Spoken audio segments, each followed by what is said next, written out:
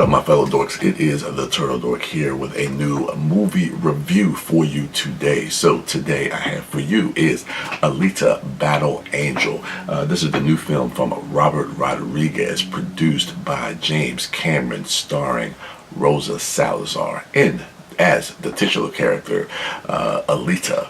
So this is a film that I personally have been waiting for an extremely long time. I remember hearing about Battle Angel Alita, or Alita Battle Angel, whichever way you want to call it. I want to say in the early 2000s, or probably even the 90s, when James Cameron was talking about really wanting to make this movie. I remember he bought the rights to it, and then around the time Avatar came out, because I remember a quote that he said, this movie will not get made unless they pried it from my cold dead hands. So I got a feeling like once he started doing Avatar that we were never going to see this film. And I thought it was a really interesting concept because it's based on a manga, and I have a pretty baseline knowledge of the manga and the anime, but looking at some of the panels and the artwork, and just knowing a little bit about the character and the story, I thought for what James Cameron was doing, especially technically, and how he's being really innovative with technology, specifically in filmmaking, that's a movie like this with his type of style and aesthetic would really kind of suit this type of story. So of course he's doing like 4 Avatar films, so he passes it on to Robert Rodriguez, who I'm personally a huge fan of. He's one of the directors that is really kind of responsible for my one of my influences into becoming an aspiring filmmaker and getting into film overall. So yeah, Robert Rodriguez, who hasn't really had a huge success and never really has worked with this type of budget, kind of took on this role, and I gotta say, I thought he did a really good job using a massive budget to really kind of tell more of an emotional and an intimate story about Alita. Let's kind of get into a lot of the things that I liked about this film. When this movie kind of opens up, the thing that I really enjoyed about the movie was the world building. When the movie starts, it just gets going. Like, you're right there in the junkyard. Dr. Ito, played by Christoph Waltz, played brilliantly by Christoph Waltz, is in the scrapyard and finds Alita there. So he builds her a body, and we get into the story. She comes back to life, and what I like about the movie is how, as an audience member, we're kind of on this journey with Alita. And I want to get a little bit to the world building, because what he does with the world building, seeing it through Alita's eyes, almost using her as our vessel into this world that he has created, and it's such a lavish and lived-in world.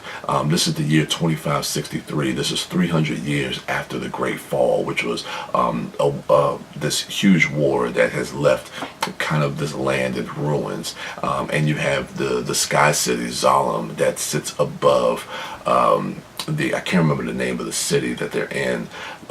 It's losing my mind right now, but so when we get to see this world, it's kind of run down, but it's so thought out, it's so lived in, with so many different types of people. And as you're walking through this town, just the way everything is built out, I mean, I thought James Cameron and Rodriguez did a great job of really establishing a lot of the world building, a lot of the technology, a lot of the different characters, the rules of this world, and the history of this world as well. I thought he did a really good job of building that out. Let's get to Rosa Salazar, because I want to get into some of the relationships that she has. But first, we really have to talk about her performance. Now, this is performance capture, and I know a lot of people have kind of been on the fence and a little bit airy about the fact of her having the big eyes, and you know, why did they have to do that? Now, I'm not sure the decision that goes behind that, but what I will say is that I thought the technology in using that was really effective, and it doesn't really take you out of the film in any way. Personally, for me, I thought it was an interesting choice to really just kind of separate the fact that, you know, she is this cyborg that has this past life that really can't relate to the people that she's interacting with, and to have kind of almost like a visual representation of that, of having her feel and look a little bit different from everyone else. It really does kind of establish that and kind of grounds that as well. Her relationship with Dr. what's his name, Dyson Ito, Christoph Waltz, I thought they had a really great father-daughter relationship. It plays out really well in this film, and you really buy into the fact that they care for each other, specifically Dr. Ito, and how he cares for Alita, and how that's reciprocated throughout the course of the film from her as well, and it just really establishes that relationship. Now, on the flip side of that, she does develop a romantic relationship with a character, Hugo, played by Keen Johnson. Now, the movie spends a lot of time here, and this goes to a little bit of my criticisms, that I thought they did a good job with the two of them, and I thought that the two of them had really good chemistry, but the movie spends a lot of time developing that relationship, but towards the end of the film, I didn't feel that emotional impact. Their romance didn't resonate as strongly with me that I wanted it to when we get to the finale of the movie. And I just wish that could have been a little bit stronger for me, as opposed to some of the other relationships that she has, specifically with Dr. Ito. Now, that also goes to pacing, because when you look at the length of the film, it's a little over 2 hours. And as you start to get to the third act, you do start to kind of feel that length of the film. And I think if you were able to kind of maybe truncate it or kind of streamline a lot of the storyline between her and Hugo, maybe they could have fixed some of the pacing issues that I felt with the film overall. But I gotta say, man, I really enjoyed a lot of what I saw in this film.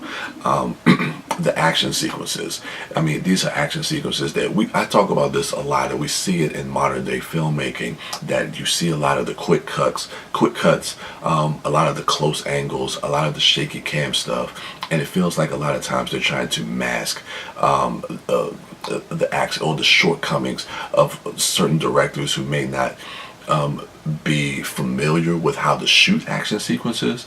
But of course, Robert Rodriguez lives firmly in this genre with movies like Desperado, From Dusk Till Dawn. So you see that in this film. The action sequences are very well realized. They're very well choreographed. He pulls the camera back. You understand the geography of everything that's happening and what's happening. They're filmed perfectly. Perfectly may not be the best word, but they are really well done. So I really liked a lot of that stuff as well. It almost feels like a throwback for Robert Rodriguez. He was putting little hints in this movie from some of his other films. I felt like even though the world was really kind of built out, the town felt a little bit like Desperado, like when you're walking through the streets of, like, because the town also kind of feels almost like a border town in Mexico a little bit, and it reminded me a little bit of Desperado. When we go into the cafe, I think it's called Kansas, when Alita and Hugo walk into that bar. That bar reminded me a little bit of the Titty Twister from Dusk Till Dawn. Even the layout of it, like where the bar is and how the tables were seated and how they come down the stairs. The architecture of that is very similar to the Titty Twister from Dusk Till Dawn. So you can definitely see Rodriguez kind of sprinkling in a little bit of his own filmography into this film, and I like a lot of that stuff as well. But again, to go see this movie, there's a lot of good if you're interested or just a fan of it. One is the performance from Rosa Salazar is just stunning. The relationship that she has with Hugo, I think some of that stuff works in the first and second act. It just doesn't really have that emotional payoff that I was looking for. But her relationship with Dr. Ito works on every level for me. So yeah, I'm trying to think if there's anything else that I wanted to say about this film. Oh, not rollerball, but oh man, goodness, I forget the name of the game. Motorball, motorball. Again, going back to the action sequences, that motorball sequence, man, it's stunning to look at. Now, at the time I'm doing this review, I was able to catch the movie twice. I originally saw it in 3D, and I went and saw it in 2D. I'm not necessarily a 3D type of person. I rarely see movies in 3D unless the movie warrants it, and I enjoyed the experience of watching it in 3D. And there are certain aspects of this film that is very suited for 3D, but maybe it was just the second watch overall or just watching it in 2D afterwards. But I think that the 2D, I was able to kind of take in the story a little bit more, and it wasn't as distracting to me, because for me personally sometimes 3D can be a little distracting. But I don't want to take anything away from the 3D spectacle of this film, because I think they do a really good job as opposed to some of the other films that have come out in 3D that I've seen from years ago. But this movie, it definitely works in 3D, but personally, I'm a 2D type of cat. Anyway, yeah, I think that's everything that I wanted to say about Alita Battle Angel. The movie definitely teases a sequel, and I think that's another criticism that a lot of people have, is the fact that it feels like a setup.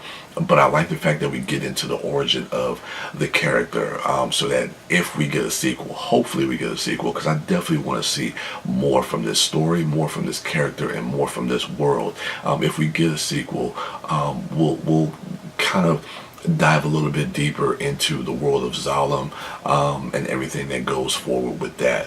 The villains, that's probably another negative. I thought Mahershala Ali and Jennifer Connelly were good. They don't get a lot of screen time, and they don't really have much to do. But I think with what they have, they do a good job of what they have to work with. But yeah, man, let's just hope that this does well, because I'm definitely rooting for this film. So yeah, let me know what you thought of Alita Battle Angel in the comments below. Remember to rate, like, subscribe, and share, and go ahead and check out my other dorks at MouthDork, at TheDiscoDork, at WB Das, and at Sidewalk Siren. And as for me, I am the Turtle Dork, and with that, I'm out.